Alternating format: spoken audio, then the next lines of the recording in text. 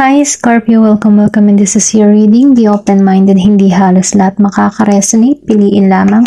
And thank you nga po pala sa mga nag-subscribe at sa mga bumabalik. Welcome po. Start na tayo kung ano yung mensahe para sa iyo, Scorpio.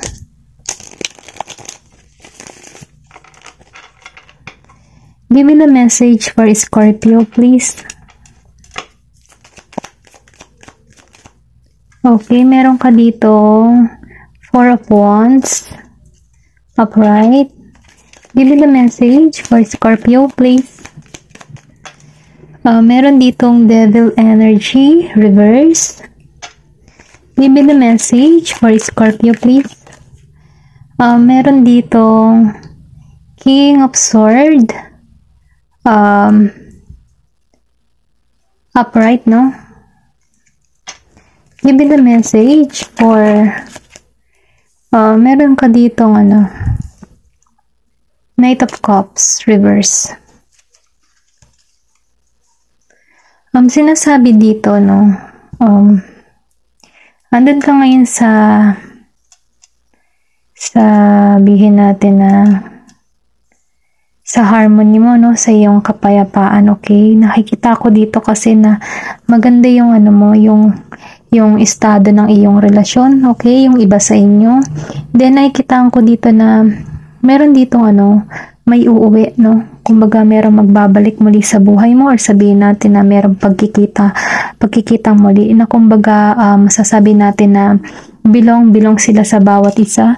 Then, nakikitaan ko rin dito kasi na merong community na magbibigay sa iyo ng panibagong kagalakan kung or sabihin natin nagbabalak ka na sumali or umattend, no, sa mga group ganyan.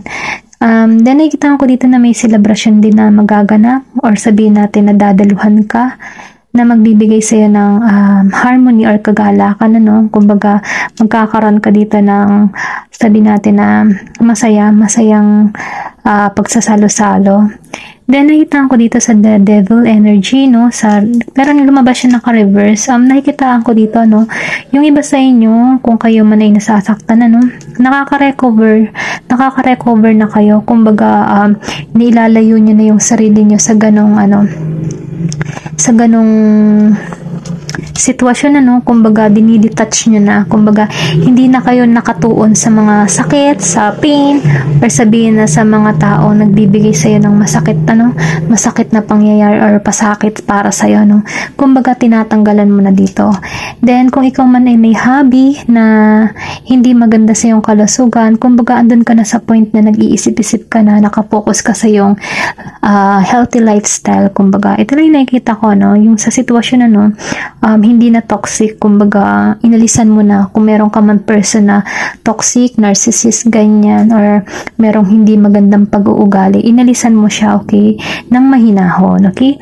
Then nakikita ko rin dito, sa King of Wands, ikaw yung tipo ng tao, na meron kang likas na pagiging pinuno. Kumbaga, kaya mong i-handle yung sitwasyon or pwede ring sabihin na kaya mong magdesisyon kung kailan ka alis or kailan ka or mananatili, no? Kumbaga, ikaw kasi yung tipo ng tao din na marami kang gustong mangyari or maganap sa iyong buhay. Kumbaga, nabivision mo kung ano man yung gusto mong mangyari, kumbaga, madali ka makapag-manifest ng yung mga gusto.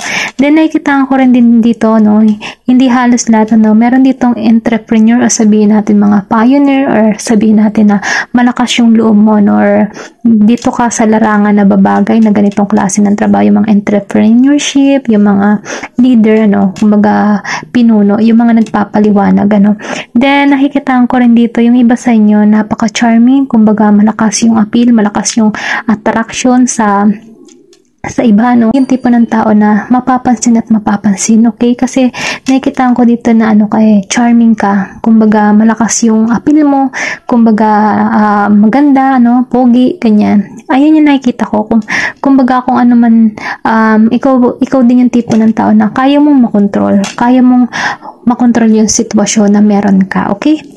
Then dito, sa Knight of Cups, Nakikita ko rito, no, may person ka na moody, kumbaga, medyo madaling mag-init ang ulo. Kumbaga sinasabi dito dahil yung pagiging niyang moody ay dahilan sa kanyang nararamdaman selos kasi charming ka eh. Kumbaga, maraming attention na nakakakuha or nakakasimpat siya para sa'yo. Kumbaga yung person mo, no, nagkakaroon dito ng selos, nakakaramdam siya ng selos, or sabihin natin na meron kang person na seloso at selosa, okay? Then, nakikita ko rin dito, no, yung iba sa inyo, iniiwasan nila yung conflict na makipag-away sa kanilang karelasyon. At yun ang maganda kasi, mas maigi na yun, ano, kasi para hindi na masyadong lumalim yung away at gulo, okay? And then, yun lang yung nakikita ko, okay? Tingnan pa natin, ano, dito tayo. Give me more message for Scorpio, please. Meron din ako nakikita dito, ano, ikakasal. Meron ditong sign ng Aries, Capricorn, and Pisces.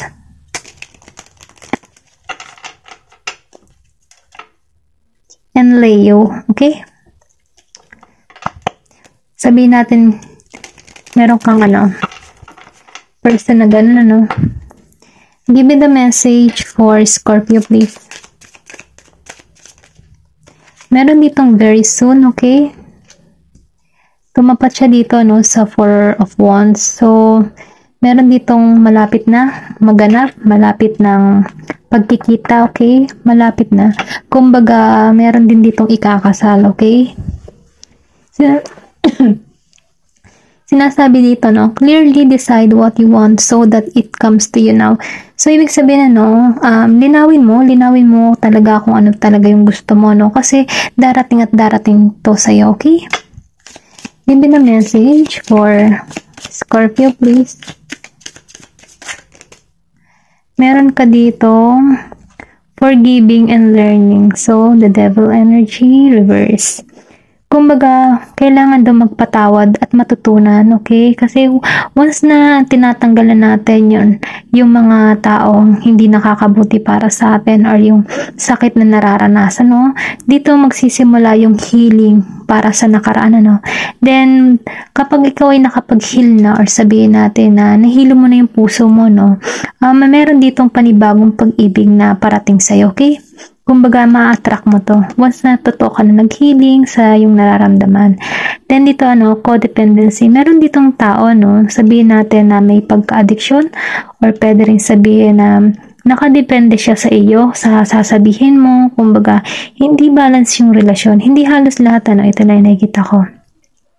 Meron ditong addiction or affecting your romantic life. Kumbaga, hindi balance, no, kailangan balansehin, ano, kumbaga kung ikaw man ay nasa isang relasyon na ikaw lang yung nagmamahal, hindi kasi maganda yun kasi ikaw lang yung nagbibigay at bumubuhay sa isang relasyon. Kumbaga kailangan maging balance dito, kailangan mag-usap, ano, kung kayo man ganito yung sitwasyon, ano, dito sa codependent, kasi mahirap kasi kapag yung isa lang yung nagmamahal, okay? Tingnan natin, ano, give me the message for Scorpio.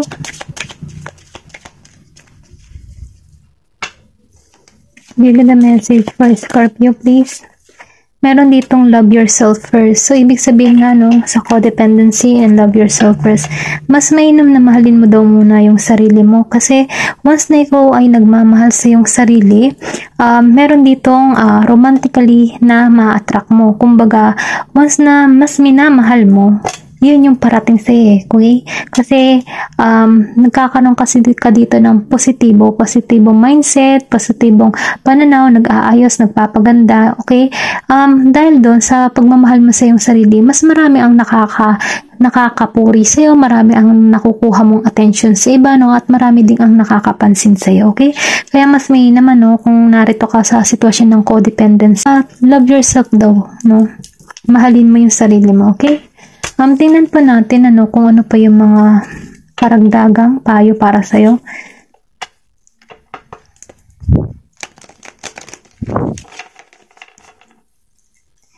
Give me the message for Scorpio, please. meron ka dito, ano to? Last quarter moon in Sagittarius, okay?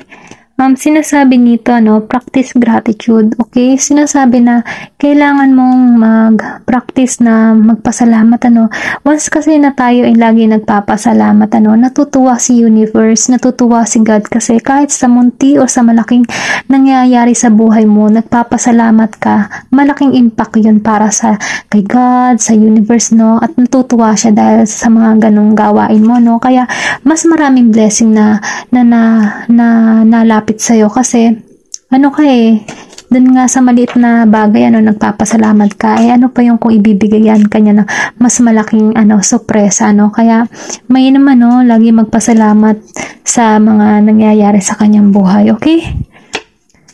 Given the message for Scorpio.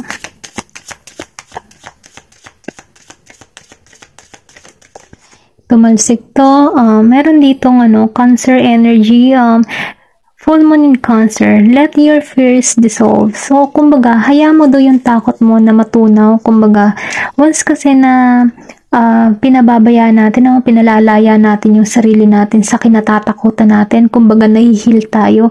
Diyan kumbaga diyan ka nagkakaroon ng panibagong idea, panibagong simula, Kaya mas mainam hayaan mong wag mong pagtuunan ng pansin yung mga negatibong pumapasok sa iyong kaisipan. Mag-focus ka sa mga positibo, okay? Then yung takot kasi minsan ayan ay nasa isip lamang. Kasi once na naiisip mo yan, mas lalo yan lumalalim yung takot, kumbaga, kaya mas mainam, panatilihin positibo yung isipan, okay? Tingnan pa natin, give me the message for Scorpio, please.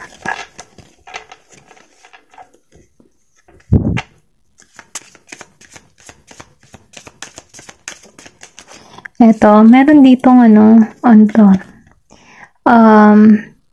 last quarter moon in Scorpio, so Scorpio energy, reveal what you need to be seen. Kumbaga, sinasabi dito, maipapakita sa'yo kung ano talaga yung gusto mong makita. Kumbaga, kung ano man yung hinahanap mo or gusto mong malaman, makikita at makikita mo lamang.